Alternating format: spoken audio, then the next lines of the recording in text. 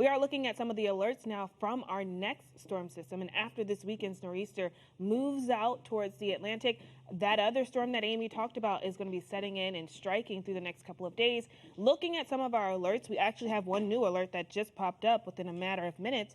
A new blizzard alert now for New Mexico as well as southern portions of Colorado. This does mean that as we head through the next couple of days, blizzard conditions are going to be expected. We're looking at upwards of 15 inches in areas that are highlighted in the orange, and wind gusts as high as 60 miles per hour. Elsewhere, we also see a number of other alerts associated with this storm system that we're expecting.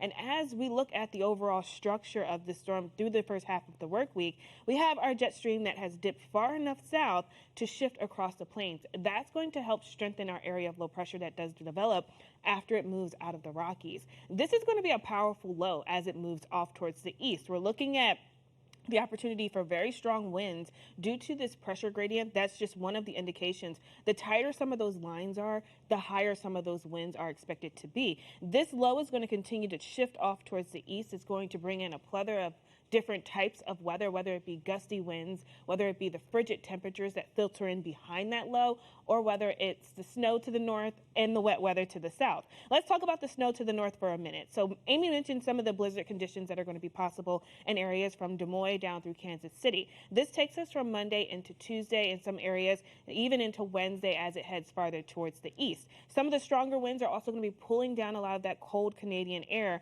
as this low continues to pivot off towards the north and east.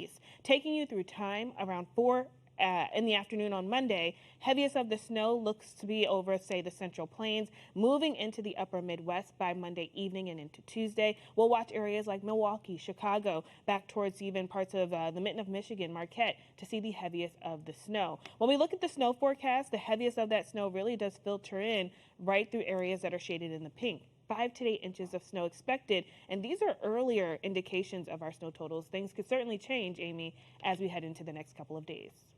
I'm Amy Freeze. Welcome to Fox Weather's YouTube page. We have more great videos on the way, so make sure to subscribe to stay updated on all things weather.